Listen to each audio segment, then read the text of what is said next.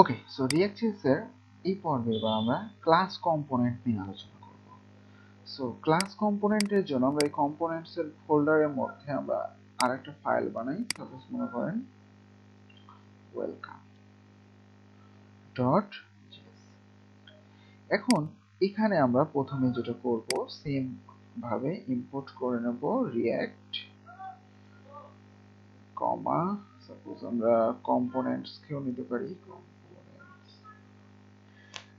From react থেকে আমরা এই দুইটাকে ইম্পোর্ট করে নিলাম। এবার আমরা একটা ক্লাস বানাবো, ক্লাস যে কোনো নামে। সো আমরা ওয়েলকাম দিচ্ছি, এবার এটাকে এক্সটেন্ড করতে হবে। এক্সটেন্ডস এই যে কম্পোনেন্টস, মানে এই যে কম্পোনেন্টসটা আমরা এই জন্যই এখানে রিকোয়ার করে নিলাম, ঠিক আছে?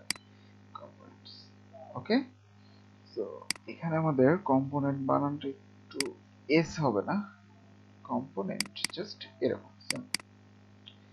আচ্ছা, এবার এর মধ্যে আমাদের একটা রেন্ডার নামের একটা মেথড ইউজ করা লাগবে। তার মধ্যে আমরা এবার রিটার্ন করব, সাপোজ h1 ট্যাগ ইউজ করতেছি। এবার এখানে লিখতেছি আমি সাপোজ ক্লাস ক্লাস।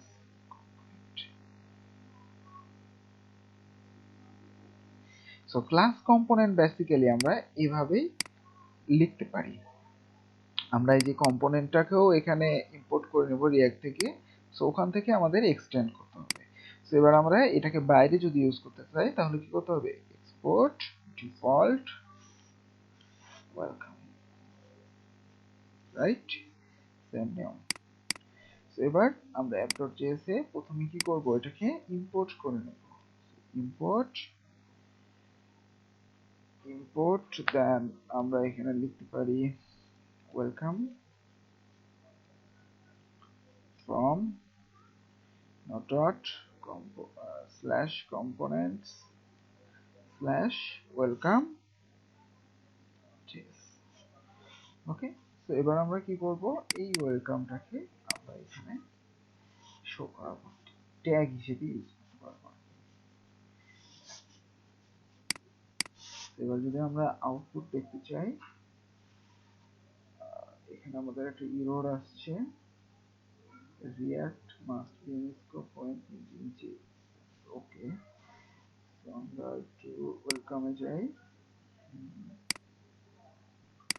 আচ্ছা, এখানে আমরা এই রিঅ্যাক্ট বানানটা এখানে বড় হাতের হবে, ওকে, এটা লক্ষ্য করতে হবে। আচ্ছা, এবার আমরা যদি যাই দেখবো যে এটাও কিন্তু আমাদের চলে আসছে, অর্থাৎ ক্লাস কম্পোনেন্ট। ওকে, সো আমরা ক্লাস কম্পোনেন্ট এভাবেই কিন্তু বানাতে পারি।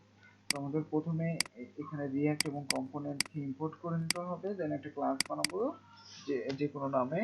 সো সেটাকে আবার এক্সটেন্ড করব কম্পোনেন্ট নামে, তার মধ্যে রেন্ডার নামে একটা মেথড ইউজ করব এবং তার মধ্যে আমাদের আউটপুট রাখবো, ঠিক আছে? এবং এটাকে ইউজ করার জন্য আমরা এটাকে আবার এক্সপোর্ট করে দেব। তারপর আমরা যেখানে ইউজ করতে যাচ্ছি সেটাকে ইম্পোর্ট করব এবং আমরা সেটাকে ট্যাগ হিসেবে ইউজ করতে পারবো। তো এইভাবে আমরা ফাংশনাল কম্পোনেন্ট এবং ক্লাস কম্পোনেন্ট বানাতে পারি এবং কাজ করতে পারি, ঠিক আছে?